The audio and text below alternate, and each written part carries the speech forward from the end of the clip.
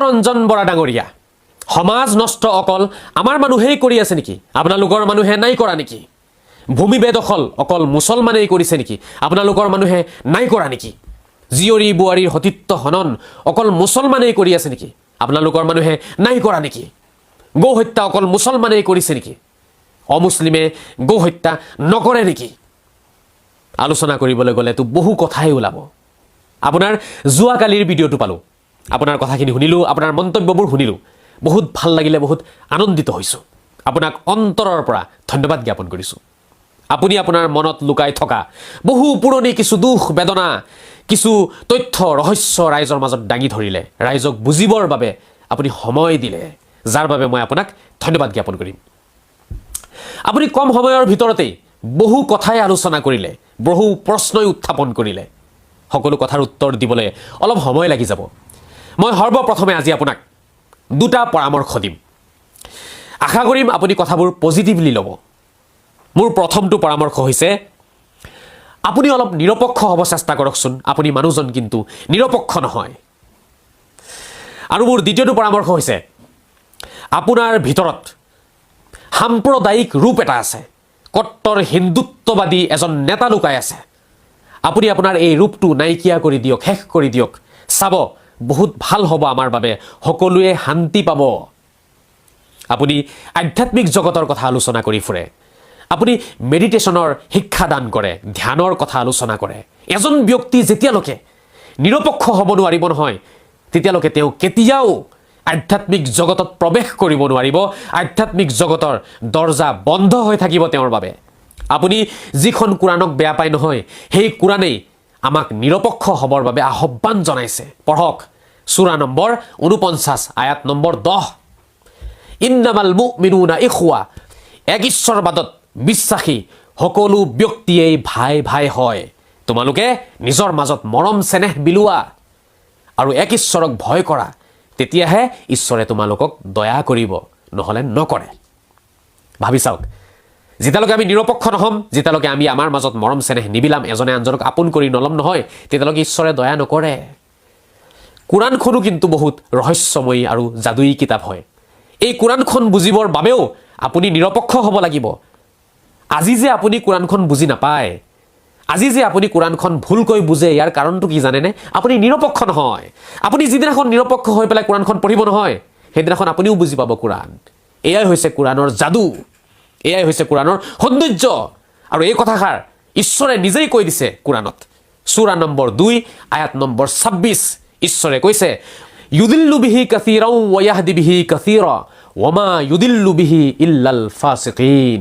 এইখন কোৰাণ এনেকুৱা এখন যাদুয়ী কিতাপ হয় এইখন পঢ়ি বহু মানুহ পথভ্ৰষ্টও হৈ গৈছে আৰু বহু মানুহে সত্যক বিচাৰিও পাইছে যিসকলৰ অন্তৰ বেয়া অন্তৰ অপবিত্ৰ তেওঁলোক কিন্তু এইখন কোৰাণ পঢ়ি পথভ্ৰষ্টহে হ'ব এই কথাষাৰ ঈশ্বৰে কৈ দিছে গতিকে কোৰাণখন বুজিবলৈ কাৰণে সত্যৰঞ্জন বৰা ডাঙৰীয়া আপুনি আগতে এজন নিৰপেক্ষ ব্যক্তি হ'ব লাগিব তেতিয়াহে আপুনি কোৰাণ বুজিব পাৰিব নহলে আপুনি কোৰাণ কেতিয়াও বুজি নাপায় নিৰপেক্ষ হ'বই লাগিব তেতিয়াহে আপুনি বুজিব পাৰিব আপুনি ময়মন নামৰ এগৰাকী মহিলাৰ কথা উল্লেখ কৰিছিলে যে সৰু থাকোতে আপুনি তেওঁৰ কোলাতে ডাঙৰ হৈছিলে আৰু সেই ময়মনে জীৱনত বহু অত্যাচাৰ সহ্য কৰিলে আৰু লাষ্টত তেওঁ নিজৰ প্ৰাণ হেৰুৱালে আৰু তেতিয়াৰ পৰা আপোনাৰ ভিতৰত ইছলামৰ প্ৰতি এটা ঘৃণা সৃষ্টি হৈ গৈছিলে ঠিক আছে ময়মনৰ লগত যিবোৰ কাণ্ড হৈছে যিখিনি ঘটনা হ'ল সেইখিনি বহুত দুখ লগা ঘটনা আৰু এটা বহুত মানে লাজ লগা ঘটনা হৈছে ইছলামে কেতিয়াও একচেপ্ট নকৰে তেনে কথা কোৰাণে কেতিয়াও একচেপ্ট নকৰে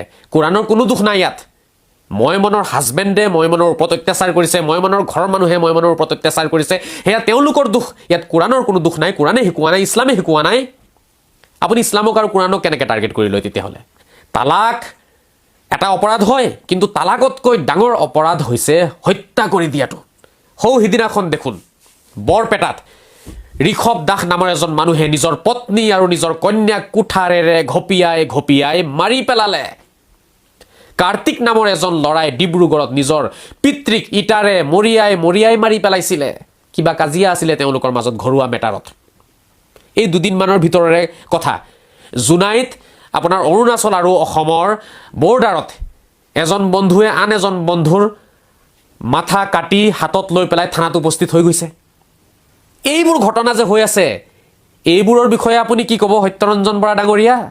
এইবোৰ কি মুছলমানে কৰি আছে নেকি? আপুনি যোৱা 3 বছৰৰ ৰিপৰ্ট উলিয়াওকচোন। অসমত ক'ত কিমান হত্যাকাণ্ড হৈছে, ক'ত কিমান আপোনাৰ ৰেপ হৈছে, ক'ত কিমান ধৰ্ষণ হৈছে, উলিয়াওক। আপুনি নিজেই বুজিব পাৰিব মুছলমানে কিমান কৰিছে আৰু অমুছলিমে কিমান কৰিছে। আপুনি যে মুছলমানকে দোষাৰোপ কৰে, এয়া জানো এজন শিক্ষিত মানুহৰ লক্ষণ হয়? আপুনি নিজেই কওক, আপুনি নিৰপেক্ষ হয়নে? এতিয়া বন্দনা কলিতাৰ ক্ষেত্ৰত মই কি ক'ম আপোনাক? গীতাই শিকাইছে বুলি ক'ম নেকি?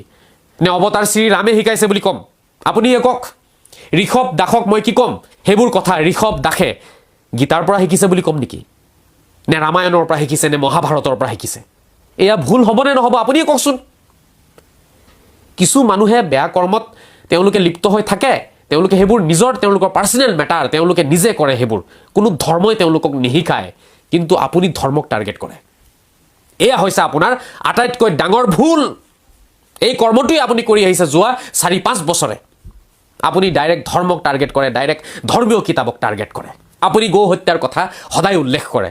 গৌ হত্যা অকল মুছলমানে কৰি আছে নেকি? অমুছলিমে গৌ হত্যা নকৰে নেকি? বলক অৰুণাচলত বলক চাব, আপুনি ওলাওক। গোটেই অৰুণাচলতে গৌ হত্যা হৈ আছে। আপুনি তাত কেলে নাযায় মাত মাতিবলৈ কাৰণে? অৰুণাচলত মিটিং কৰিব যাওক, ময়ো আপোনাৰ লগত যাম। আপোনাক মই সঁহাৰি জনাম, ময়ো বিচাৰোঁ গৌ হত্যা বন্ধ হ'ব লাগে। ইছলামে কোৱা নাই গৌ হত্যা কৰিবলৈ কাৰণে, কোৰাণেও কোৱা নাই, হাদিছেও কোৱা নাই, আল্লাহেও কোৱা নাই, কিন্তু কিছু মুছলমানে খাই আছে, কাটি আছে। সেয়া তেওঁলোকৰ পাৰ্চনেল মেটাৰ হয়। সেয়া ইছলামৰ লগত কোনো সম্বন্ধ নাই, তাৰ ধৰ্মৰ লগত কোনো সম্বন্ধ নাই। মই তীব্ৰ বিৰোধিতা কৰি আহিছোঁ ইয়াৰ। চাওক, যিমান লেডাৰৰ বস্তু আছে, জোতা জেকেটৰ পৰা আৰম্ভ কৰি বেগ চেগৰ পৰা আৰম্ভ কৰি, আপুনিও চাগে বহুত লেডাৰৰ সামগ্ৰীবোৰ আপুনি ব্যৱহাৰ কৰে। আপুনি কেতিয়াবা ভাবি চাইছেনে সেই লেডাৰবোৰ ক'ৰ পৰা আহিছে? কি জানিবা সেই লেডাৰবোৰৰ মাজত কোনোবা এটা বস্তু চাগে আপোনাৰ গৌ লেডাৰৰ পৰাও হ'ব পাৰে। গতিকে আমাৰ অসমত বা ভাৰতত যিবোৰ কোম্পানী আছে, যিবোৰে ধৰক এই লেডাৰৰ সামগ্ৰী প্ৰস্তুত কৰি আছে, সেই কোম্পানীবোৰৰ লগত যোগাযোগ কৰক। যিবোৰে ইম্পৰ্ট এক্সপৰ্টৰ কাম কৰি আছে, ইণ্ডিয়াৰ বাহিৰত মাংস পঠিয়াই আছে, লেডাৰ পঠিয়াই আছে, সেই কোম্পানীবোৰ বেন কৰক, বন্ধ কৰি দিয়ক। আমিও আপোনাক ছাপোৰ্ট কৰিম, আমিও আপোনাৰ লগত যাম, আমিও আন্দোলন কৰিম। কিন্তু আপুনি ডাইৰেক্ট কোৰাণক কিয় টাৰ্গেট কৰি লয়? আপুনি কিয় ইছলামক টাৰ্গেট কৰি কৈ আছে কথাবোৰ? ইছলামেতো কোৱা নাই কিয়নো এইবোৰ কথা, কোৰাণেতো কোৱা নাই কিয়া। আপুনি হিন্দু হৈ পেলাই মুছলমানক টাৰ্গেট কৰিব, মুছলমানে আপোনাক টাৰ্গেট কৰিব। এইবোৰ কৰি গৈ থাকিলে কেতিয়াও কোনো সলিউশ্যন নোলায়, কেতিয়াও শান্তি বোলা বস্তুটো নাহে। সত্যৰঞ্জন বৰা ডাঙৰীয়া, এতিয়াৰ পৰা আমি এটা পৰিকল্পনা হাতত ল'ব লাগিব যে আমি অনাগত দিনত আমি কেনেকৈ সমাজখন পবিত্ৰ কৰিম, কেনেকৈ আমি সমাজখন আগবঢ়াই লৈ যাম, সেয়াহে চিন্তা কৰিব লাগিব। আপোনালোকৰ কোনোবা এজন মানুহে যদি কিবা ভুল কৰে, তেতিয়াহ'লে আমি কি এতিয়া গীতাক টাৰ্গেট কৰি কথা ক'ম নেকি? ৰামায়ণ মহাভাৰতক টাৰ্গেট কৰিম নেকি? অৱতাৰ শ্ৰীৰাম, অৱতাৰ শ্ৰীকৃষ্ণক টাৰ্গেট কৰি কথা ক'ম নেকি? সেয়া জানো শুদ্ধ হ'ব? আমাৰ সমাজত যদি কোনোবাই কিবা এটা ভুল কৰ্ম কৰে, তেতিয়াহ'লে আপুনি কিয় কোৰাণক টাৰ্গেট কৰে, কিয় হজৰত মহম্মদক টাৰ্গেট কৰে, কিয় ইছলামক টাৰ্গেট কৰি কথা কয়? এয়া জানো আপোনাৰ শুদ্ধ হৈছে? আপুনি নিজেই কওকচোন, নিজেই কওক। কোনোবাই কিবা ভুল কৰি আছে ন, সেয়া তেওঁৰ পাৰ্চনেল মেটাৰ হয়। তেওঁক কি ক'ব আছে আপুনি কওক, আমাৰ একো আপত্তি নাই। মানুহে ভুল কৰি আছে, ধৰ্মক গালি পাৰি আছে, মানুহে ভুল কৰি আছে, ঈশ্বৰৰ কিতাপক গালি পাৰি আছে। এয়াতো কোনো ধৰণৰ যুক্তিত নপৰে। কোনো জ্ঞানী মানুহে এই কথাষাৰ কেতিয়াও একচেপ্ট নকৰিব এই পৃথিৱীত। গতিকে যিখিনি কথা ক'লোঁ, আশা কৰিম আপুনি অনুভৱ কৰিব চেষ্টা কৰিব, আৰু আপোনাৰ মনত ইছলামৰ প্ৰতি যিবোৰ প্ৰশ্ন আছে, যিবোৰ সন্দেহ আছে, কোৰাণৰ আয়াতৰ ওপৰত যিবোৰ আপোনাৰ সন্দেহ আছে, আপুনি মোক এটা এটাকৈ জনাব। মই ভিডিঅ' আকাৰে সকলোৰে মাজত কথাবোৰ এটা এটাকৈ দাঙি ধৰি যাম, লাহে লাহে সকলোৱে বুজিব পাৰিব। সকলোৱে বুজকচোন কথাবোৰ। আমি মুকলি মনেৰে আলোচনা কৰিলেহে আমি এখন শুদ্ধ আৰু পৰিষ্কাৰ সমাজ গঢ়ি তুলিব পাৰিম।